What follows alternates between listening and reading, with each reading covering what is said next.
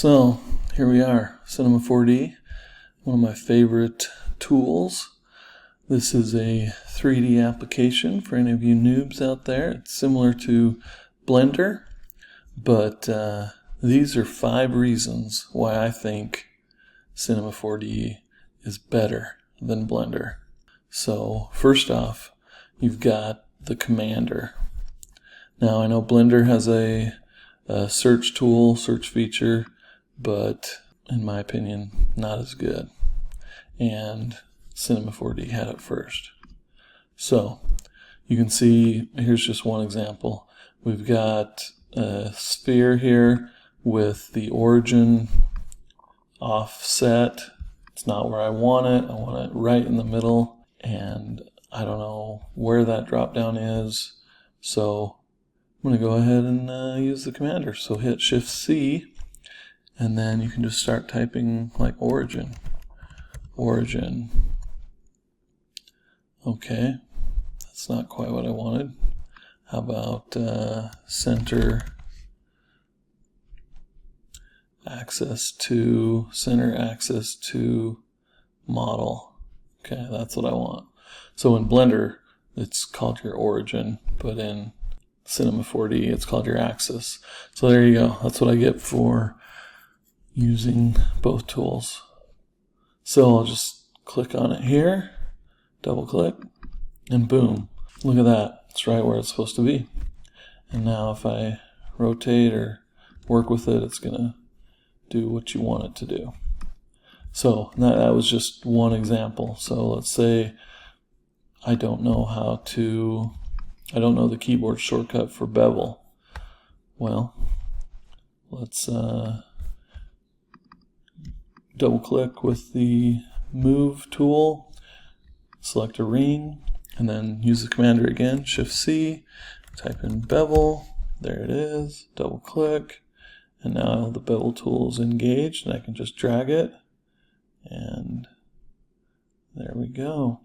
So we've got multiple subdivisions happening there. I can go over to the attributes on the right and dial that down. Maybe I just want 1 or 0 subdivisions, and there you have it. So Commander, super useful, love it, and they've made lots of updates recently to improve the UI, adding nice icons in here or examples, imagery of what's going on. So super handy. Looks like there's a way to heart your favorites and maybe keep them at the ready. There's just lots you can do. So that's the first one, Commander. Now this one is kind of a combination of tools. So you've got the edge slide tool, but then in combination with the control key, you can clone an edge while sliding it, which I have not found any way of doing this in Blender. So help me out if you think I'm wrong. Maybe there's some crazy add-on. Another nice thing that is kind of a bonus is this path selection tool. You can basically just draw a path for what you want selected, and Cinema 4D will find it. Every once in a while you just have to stop and then hold down Shift and continue to the path, because maybe it tries to find a route for the path that is not what you intended, but it's a nice little tool. So I've got that loop selected here, and what I want to do is clone this edge to sharpen up my geometry. So what I'll do is hit M, and without touching anything else, moving the mouse or anything, hit O. And then so now that gives me the edge slide tool is the tool that I've got selected. And now if I hold down Control, I can slide it. Look at that. I took that whole edge and essentially inset it. And there's a lot of cases where even the inset tool won't work right. And I think this is one of them. Let's just try and find out. Here's another little bonus tool that's pretty handy, is the fill selection. So U, F, and they already had that stroke around the edges, but if I just click in the center, now it's selected what was inside of that selection, essentially. It filled it, just like with a paint bucket. Okay, so we've got that. Now let's try the inset tool. M, and then W. Okay, so in this case, it did the same, and it worked all right. But there are definitely cases where it does not. Here's another thing that you might want. Let's say we wanted an edge created just the exact equidistant amount around all of this craziness, even cut through this n-gon. So like if I were to use the normal ML for edge loop cut, you can see it stops at the n-gon. You can change it to say don't stop at the n-gon, but then it'll do kind of some craziness a lot of times. Okay, well this time it's smart enough, it's going to cut through it, but certainly didn't do what I wanted it to do. You can see we already had some craziness on this side. So yeah, so that's not good. We want a slice to go right next to the top edge. So go ahead and go to our edge mode again, and I'm just gonna use the path selection tool again to reselect it here. It's no big deal. I can do that. You guys can watch me do that, right? Whoops. Command Z. Undo that stray selection, and again. So this path selection is better than selecting each individual edge with the paint selection tool or whatever. So anyways, we've got it again. We're going to hit M-O, hold down Control, and this time we're going to drag it down. Look at that. Drug it right on into that n-gon, cut it beautifully, equidistant. So fine, so handy. Comes in so nice. And let's say for some reason you just wanted to slide one edge, and so this is something that, you know, inset definitely can't do. So let's just take that one edge, hold down Control. Look at that. It just cut a slice right down that one polygon. Crazy. Alright. So can you see the power of the clone edge slide awesomeness? Okay. Well, there you go. So that is my number 2 reason why Cinema 4D is better than Blender. And don't worry, folks, I'll do the same type of video for Blender because it definitely has some advantages as well. Number 1, it's free. So that goes without saying, right? Alright, so now we got the cloner tool. Now again, Blender does not have anything like this out of the box as far as I can tell. Yeah, you can get into geometry nodes and do this kind of stuff, but it's not as user-friendly and or as flexible, at least from a non-programmer type mindset. So okay, that's enough. Cloner. So we've got this cube selected here. That's not the cloner. It's just a normal cube. And then what we're going to do is over here on the right, see this icon for the cloner. If you hold down Option and click on it, it'll automatically place whatever object you had selected inside of it, the cloner. So you can see something happened there. If I click on the cloner and go to Object, it's set up as a grid. You know, there's other settings. You can have radial or honeycomb, or whatever, but we're going to stick with grid. And you can play with the count here or offset these bad boys. Look at that. So super powerful. You can start stacking them vertically, continue to play with the offset. So fun. Super handy. And not only can you do that with like one object, like we're using a cube right now, but let's just say we were to drop a sphere into the mix. Okay, item. So there you go. Look at that. Every other item. A sphere and a cube. Boom. Blender ain't got nothing like that. And then, like I was showing you could go to iterate, you could random. So it'll just randomly decide based on the seed number where the sphere should be versus the cube. So super powerful, and that's just barely scratching the surface of what the cloner can do.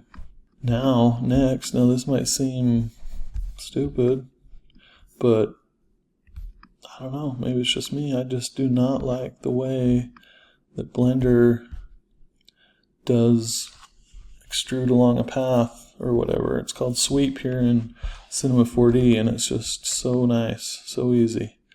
So here's the executed version. I've got this cogwheel shape extruded along this path, this spline, and things are parametric. So I could select the cogwheel and change the number of teeth. Look at that going up. What? That's just fun right there. Okay. And it's increasing the radius at the same time. Like if I were to lock the radius, it'll just add more teeth if that's what you're going for, or less. Okay, so there's 5. That looks funky. And then, you know, the spline is still editable, and you can move this around and do all kinds of fun stuff. Okay, so just to show you how to create that from scratch, I'll pull these items out of the sweep tool. So yeah, you just draw a path. You want to do that in orthographic view. Then you create a secondary path type object. And so in this case I chose a cogwheel. And then you select the sweep tool, and that's in this drop down. And then you just drag these items into the sweep. And it's important that the path go at the bottom. So if I were to move the path up, it's going to mess things up. Say, didn't like that. Now it's sweeping the path on the cogwheel, which is pretty weird. But that, you know, that may be what you want, but it's not what I want. Okay, and so you might get some weird looking smearing initially. So like, see this, how it's just kind of smeared, and that might be what you're going for, but I doubt it. So you just want to select your item, like the cogwheel that you're extruding, make sure it's on the right axis. So in this case, we want it on the XY axis, and there we go. Super smooth. Okay, finally, the last thing on this 5 things that make Cinema 4D better than Blender list. Now, there's probably a lot more. I know there is. This is what I thought of on short notice. And these are the things that jumped out at me initially. And so number 5 are fields. Okay. So here we've got this spherical field on the right, and then we've got a cloner, just like I showed you before, a grid 32 by 32 cubes. Watch what happens when I drag this field into the clones. Look at that. They're just being eaten away. Beautiful. So wherever this field is, it will affect these clones. And it doesn't always do the same thing. You know, you have to tell it what you want it to do. So I'm using a cloner in conjunction with a plane effector, and the plane effector is basically scaling each individual clone down to 0, to nothing, or -1, I think is what it is. And I'm telling it basically wherever this spherical field is, then that's where this plane effect should take effect, essentially. And you can stack these fields, which is awesome. So let's say I want to add another one. So I'll just hold and click, then we'll add like a box filled. Okay. We've added a box filled. It shows up here, shows up under the plane. Make sure the box filled is selected. Where's that? Oh yeah, put it way over here. Okay. So I brought that over here, and look what it's doing. It's not a nice, clean fall off like the other one was. Like, it's a sharp fall off. And that was because the center box was so tight. So yeah, so you could clip it so that it just gets rid of those cubes real sharply if you want. Feels like some kind of 8-bit game or whatever in 3D. And you can see that it's working additively with the sphere fall off, right? But it works similar to Photoshop layers in that we can play with the modes. So yeah, so the sphere is set to normal, the box is set to add, it was max,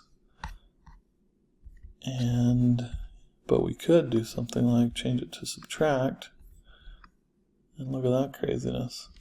So we're seeing that they're black, but they're visible, right? That's because I have this color setting. If I were to turn that off, you wouldn't see anything. So that's kind of fun. So anyways, just all kinds of craziness that you can do with fields and stack them on top of each other. Or you could even, reverse the functionality. Yeah. Hours of fun. So definitely check that action out.